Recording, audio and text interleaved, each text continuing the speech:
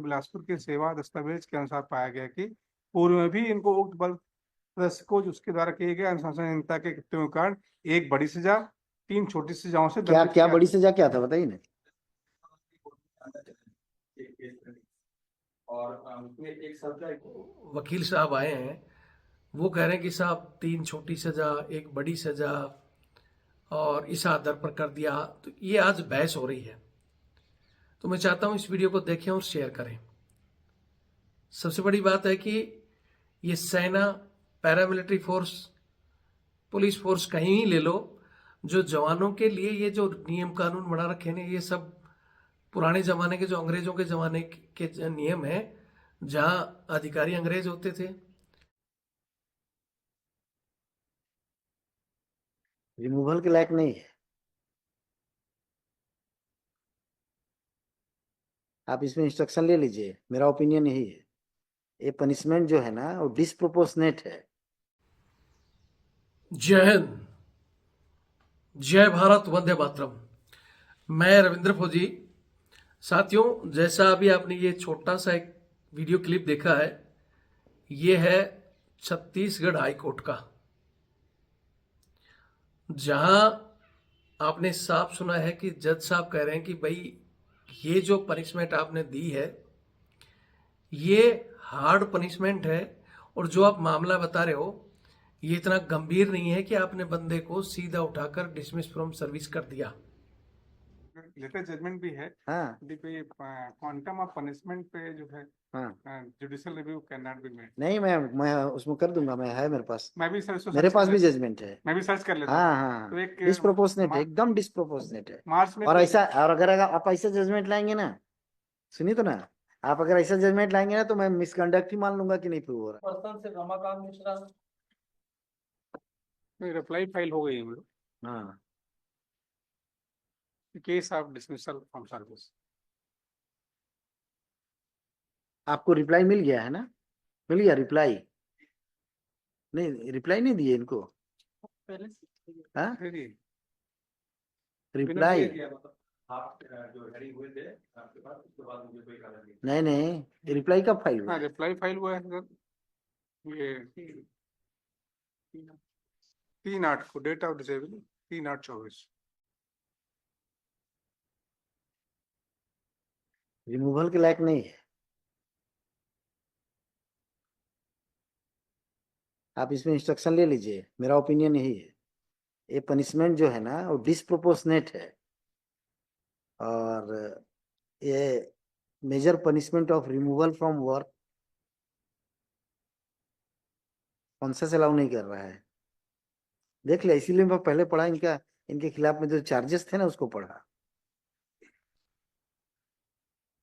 एक दो और पनिशमेंट मेरा नहीं, मैं सुनिए तो ना, जो भी और होगा रिमूवल के लायक तो नहीं।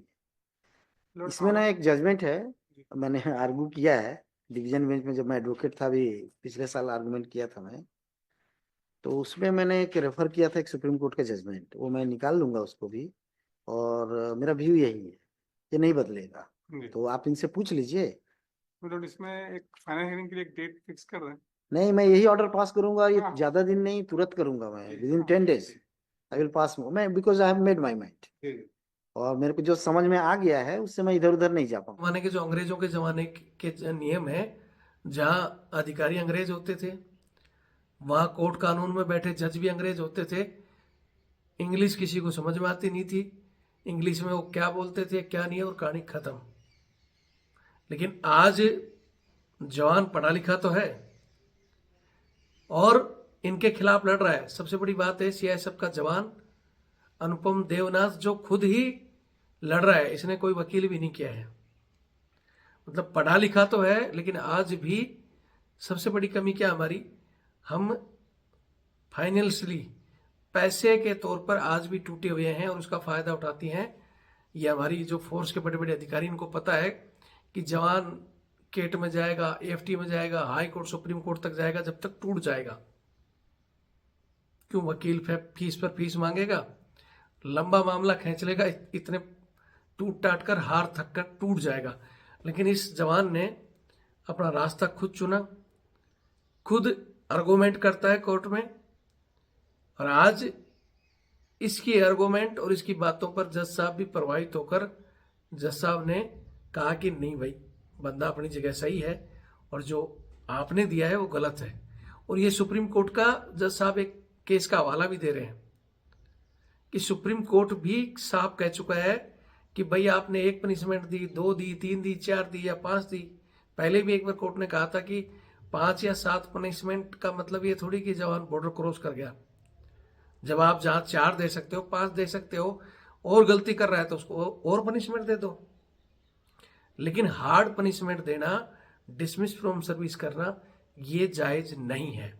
और सुप्रीम कोर्ट में जाकर बंदा जो इसका सारा हक है वो उसको मिल जाता है। लेकिन फिर कह रहा हूं कि हर आदमी सुप्रीम कोर्ट तक नहीं पहुंच सकता। समय इतना बड़ा समय लेता है, कोर्ट कचहरी और वकील इतना लंबा खींच देते हैं कि बंदा हर थाक कर बीच में केस छोड़कर अंडरग्राउंड हो जाता है या वो सड़क पर आ जाता है। उसके बच्चे, इस समय उसके बच्चों का क्या हाल होगा, उसके परिवार कैसे चल रहा होगा, ये कोई नहीं देखता है। लेकिन फिर भी बंदे ने हिम्मत की। बोलते हैं ना कि आप वकील हो या ना हो, लेकिन जब आप ग्राउंड में निकलते और ठोकर लगती है, जब बंदा पड़ता है ना तो वो उठता है, उसके बाद वो संभल संभल कर चलता है। ठोकरें जिंदगी में सब कुछ सिखा देती हैं, आपको वकील भी बना देती हैं, सब कुछ बना देती है। तो ऐसा ही केस ये बंदे का है।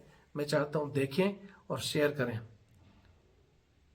और शेयर इसलिए करें कि ऐसे बहुत से बंदे जो न्याय के लिए दम तोड़ चुके हैं, जिन्हें उम्मीद ही नहीं है कि शायद हमारी कहीं सुनवाई नहीं होगी। अगर आप सही रास्ते पर हो, कंटिन्यू लड़ाई लड़ रहे हो, तो ये जो अधिकारी हमारे बैठे हैं ना फोर्स के, ये किसी भी फोर्स में हो, इनका यही हाल है। जैसा बंदे के साथ क्या कहानी हुई थी, काफी दिनों से बंदा मेरे से जुड़ा हुआ है, मैंने पहले भी एक वीडियो इनका डाला था। शुरुआत में सिर्फ इनकी छुट्टी से बात हुई थी कि 6 महीने से छुट्टी मांग रहे थे, और इनके एक इंस्पेक्टर थे चटकू राम, जो इनको छुट्टी नहीं देना चाहते थे। अफसर ने सैंक्शन कर दी, उसके बाद में भी डेट चेंज कर देना, मतलब खुंदक खाते थे।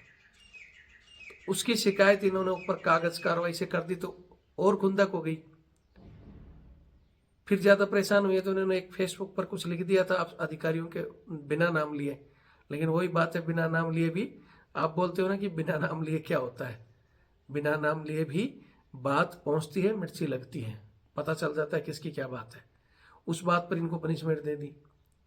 फिर इन्होंने कहा जांच, तो बोला मैं जिस कमांडेंट के खिलाफ लिख रहा हूँ, जिस इंस्पेक्टर के खिलाफ लिख रहा हूँ, वही दोनों को जांच अधिकारी बना दिया जाता है तो वो जांच करेंगे। मतलब ये ऊपर चिट्ठी लिखते थे, कार्रवाई होती थी, जांच होती थी। इस तरह 14-15 बार इनकी जांच हुई, लेकिन जांच में वही कमांडेंट और वही इंस्पेक्टर डिटेल कर दिए जाते थे। अंत में हार थक कर इन्होंने कहा कि भैया ये आप 17 बार जांच करा चुके हो, लेकिन हर बार ये मुझे ही दोषी ठहराते हैं। तो इस बार या तो दूसरी बटालियन के कमांडिंग ऑफिसर हो और कोई और दूसरा इंस्पेक्टर हो, दूसरी जगह से टीम आनी चाहिए और वीडियो और ऑडियोग्राफी होनी चाहिए। लेकिन इन्होंने हमारे सेना में या हमारी फोर्स में ये नियम है ही नहीं। ना ही तो दूसरा आएगा, ना ही हम ऑडियो वीडियोग्राफी करेंगे। मतलब आप जिसके खिलाफ लगा रहे हो कमांडिंग ऑफिसर के खिलाफ, वही कमांडिंग ऑफिसर आपकी कोर्ट ऑफ इंक्वायरी करेगा। यानी जिसके खिलाफ आरोप है वही जज बनकर बैठा है, तो क्या न्याय मिलेगा? इस सिस्टम को बदलने की जरूरत है। वीडियो शेयर करें ताकि ये ऐसे लोगों के पास जाए कि जब आपका काला चिट्ठा जब कोर्ट में जाता है तो जज साहब भी हंसते हैं, मुस्कुरा रहे जज साहब कि यार वास्तव में क्या चल रहा है सेना में, फोर्स में चल क्या रहा है, चाहे वो सेना हो, पैरामिलिट्री की, चाहे वो बीएसएफ, सीआरपीएफ, आईटीबीपी, सीआईएसएफ, हर जगह जहां भी बैठा है तानाशाही चल रही है। और इस तानाशाही का साफ कारण है कि अंग्रेजों के कानून आज भी इसमें चल रहे हैं। जो अधिकार अधिकारियों को दिए गए थे वो और पावरफुल होते जा रहे हैं। वेलफेयर हमारे खा गए, कानून इनको अधिकार इतना दे दिया कि आप गलत या सही, इनकी कलम ने जो लिख दिया वही है। मतलब रूल के नीचे एक लाइन दे दी ना, as a commanding officer, super power बना बैठा है वो। तो उस जरूरत है उस सुपर पावर को ग्राउंड में उतारने की। ऐसा बात नहीं है, बहुत अच्छे अधिकारी भी हैं, जवान गलती करने के बाद में भी जवानों को छोड़ देते हैं, लेकिन कुछ एक खुंदक निकालकर सबसे बड़ा कहानी डिसमिस फ्रॉम सर्विस, उसके पेट पे लात मार देते हैं, नहीं देखते कि उनके बच्चों का क्या हाल होगा। एक परमिट पर गुजारा करने वाला जवान एकाएक सड़क पर आ जाए, उसके पढ़ने वाले बच्चे, बीवी, उसके परिवार, कितने लोग उससे जुड़े होते हैं। अधिकारियों की तरह ये तो नहीं है कि मियाँ बीबी बाकी सब भाड़ में जाओ। एक मिडिल क्लास का जो जवान होता है, उसके माँ बाप, भाई बहन, परिवार, उसके बच्चे, यहाँ तक कि चाचा ताऊ तक भी अगर बड़ा परिवार हो तो उनको भी वही संभालता है। एक जवान के पीछे 10, 15, 20 आदमी की जिंदगी चलती है, और आपका एक गलत निर्णय उन सबको खाने के लिए भी मुसीबत हो जाती है। तो ये उन अधिकारियों को जरूर देखना चाहिए। बाकी तो आप वीडियो देखें और शेयर करें। जय हिंद, जय भारत, वंदे मातरम। चैनल आपका है, चैनल से जुड़ें और चैनल का सपोर्ट करें ताकि हम अपनी आवाज़ खुद रख सकें और इन काले अंग्रेजों का चिट्ठा बाहर आए तो हो सकता है इनको देखकर बाकी गलती करने से सुधरे। जय हिंद। देवनाथ इन पर्सन से रमाकांत मिश्रा। रिप्लाई फाइल हो गई है मेरे हाँ, case of dismissal from service. आपको रिप्लाई मिल गया है ना?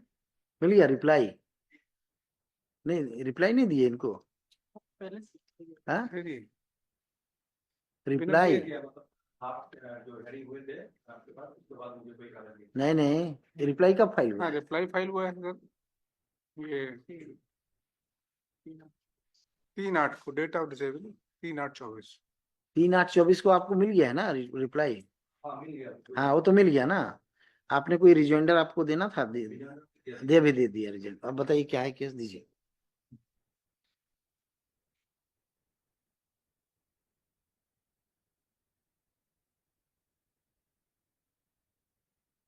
रिमूवल ऑर्डर था ना?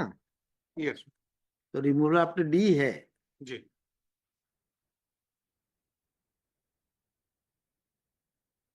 कहाँ पर है ये देखिए तो, पनिशमेंट ऑर्डर कहाँ पर है बताइए जरा। ये नहीं बता पाएंगे, आप बता दीजिए। यस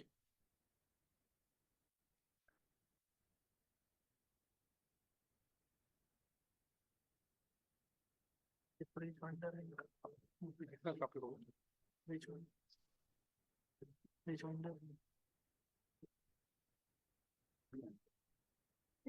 किसी को बुलाइए, एससी कम करेगा। एससी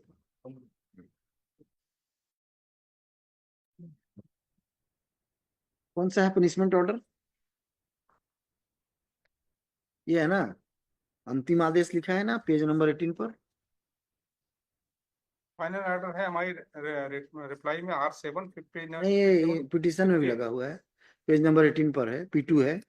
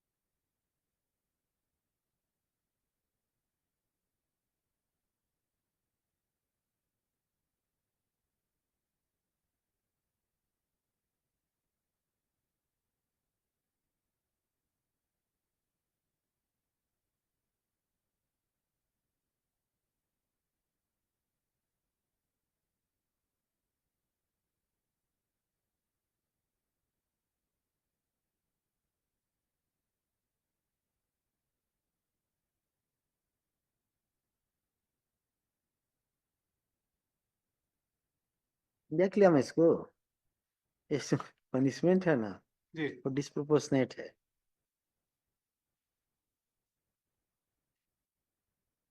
रिमूवल के लायक नहीं है। आप इसमें इंस्ट्रक्शन ले लीजिए, मेरा ओपिनियन यही है। ये पनिशमेंट जो है ना, वो डिस्प्रोपोर्शनेट है। और ये major punishment of removal from work conscious allow नहीं कर रहा है। देख लिया, इसीलिए मैं पहले पढ़ा इनका, इनके खिलाफ में जो चार्जेस थे ना उसको पढ़ा। एक दो और पनिशमेंट मेरा नहीं, मैं सुनिए तो ना, जो भी और होगा रिमूवल के लायक तो नहीं। इसमें ना एक जजमेंट है, मैंने आर्गू किया है डिवीजन बेंच में, जब मैं एडवोकेट था अभी पिछले साल आर्गुमेंट किया था मैं, तो उसमें मैंने एक रेफर किया था एक सुप्रीम कोर्ट का जजमेंट, वो मैं निकाल लूंगा उसको भी। और मेरा व्यू यही है कि नहीं बदलेगा, तो आप इनसे पूछ लीजिए। मतलब इसमें एक फाइनल हियरिंग के लिए एक डेट फिक्स कर रहे हैं। नहीं, मैं यही ऑर्डर पास करूंगा, ये हाँ। ज्यादा दिन नहीं, तुरंत करूंगा मैं, विद इन हाँ। 10 days आई विल पास। मैं because I have made my mind, जी और मेरे को जो समझ में आ गया है उससे मैं इधर उधर नहीं जा पाऊंगा। जी प्रमा फेसाई मेरे को यही समझ में आ गया। जजमेंट्स हाँ, आप उनको बता दीजिए कि ये ऑर्डर गलत है, मैं इसको देख आप मैं इनका मिसकंडक्ट मान लूंगा, जी लेकिन misconduct is not to that level that he can be remove from services. Yes. इसमें सुप्रीम कोर्ट का एक जजमेंट है, और हमारा डीबी का हमने जो आर्गू किया था एक मैटर, एकदम उससे मिलता जुलता केस है, और बल्कि ये उससे ज्यादा अच्छा केस है, Yes, आपको मैं बता दे रहा हूँ। लेटेस्ट जजमेंट भी है हाँ पे क्वांटम ऑफ पनिशमेंट पे जो है हाँ, judicial review can not be made. नहीं मैं उसमें कर दूंगा, मैं है मेरे पास, मैं भी सर मेरे पास भी जजमेंट है। मैं भी सर्च कर लेता हाँ हूँ। हाँ, तो एक डिस्प्रोपोर्शनेट है, मा- एकदम डिस्प्रोपोर्शनेट है। मार्च में और तो- ऐसा, और अगर आप ऐसा जजमेंट लाएंगे ना, सुनिए तो ना, आप अगर ऐसा जजमेंट लाएंगे ना, तो मैं मिसकंडक्ट ही मान लूंगा कि नहीं प्रूव हो रहा है। अब बताइए आप क्या करेंगे। नहीं माय लॉर्ड ने कहा कि डिसप्रोपोर्शनेट है, that's why I have tell कि लेटेस्ट जजमेंट है 2024 का सुप्रीम कोर्ट का। नहीं, मेरा जो जजमेंट है ना, नहीं ये वाला नहीं है, रुके ना, उसका नाम बता रहा हूँ। देखिए, तो गोविंद साहू से रिट अपील, गोविंद साहू नाम था, कांस्टेबल ही था, कांस्टेबल था। There is limited scope of judicial review in the disciplinary proceeding. हाँ नहीं मैं, माय लॉर्ड नो वेट। हाँ नहीं मैं एकदम उसको, उस चीज को ध्यान में रख करके मैं पढ़ा, बहुत सीरियसली पढ़ा मैं इनका, जो इनके अगेंस्ट का जो चार्ज था। जी इनका चार्ज जो है ना, मेरे नजर में तो मिसकंडक्ट लगता ही नहीं है, मैं देखूंगा बाकी तो पता चल जाएगा। जी अरे आप तो शांत। गोविंद साहू करके रिट अपील है, जी 2022 या 23 का रिट अपील है, गोविंद साहू। हाँ, मैं अपीयर हुआ था। I will also sum. ले आइए, ठीक है। और कुछ नहीं देखूंगा मैं आपका जो ऑर्डर है ना, क्योंकि टेक्निकल कुछ नहीं है इसमें, जी। टेक्निकल कुछ ज्यादा देखना नहीं है इसमें, सिर्फ देखना है कि मिसकंडक्ट क्या क्या हुआ है। जी तो जो दिख रहा है ना मेरे को, वो भी बता दे रहा हूँ, वो भी डिस्क्लोज कर दे रहा हूँ आपको। आरोप नंबर 4 में जो है इसमें पनिशमेंट भी include। हम्म, बल संख्या अनुपम देवनाथ केंद्रीय शिक्षक एसएससीएल बिलासपुर के सेवा दस्तावेज के अनुसार पाया गया कि पूर्व में भी इनको उक्त बल सदस्य को उसके द्वारा किए गए अनुशासनहीनता के कृत्यों के कारण एक बड़ी सजा 3 छोटी सजाओं से क्या दंडित क्या किया बड़ी सजा क्या था बताइए ना। और उसमें एक साल का इंक्रीमेंट एक्ट के लिए काम किया गया, पूरी आरोप में जोड़ दिया गया, क्योंकि ऑलरेडी उसमें पता दिया गया, फिर भी उसको कानून पर आरोप में जोड़ दिया गया। तो इन सबको देख चलिए ना, मैं देखता हूँ। इन सबको देखते हुए 36 में इनके खिलाफ कार्रवाई हुई। हाँ ठीक है ना, रिमूवल के लायक का नहीं दिखता है, मैं देखता हूँ उसको। एक साल होने पर इसमें गलती हो सके, पूरी कोशिश करना चाहिए। आप नहीं समझ पाते हैं, इसीलिए ना मैं पिटिशनर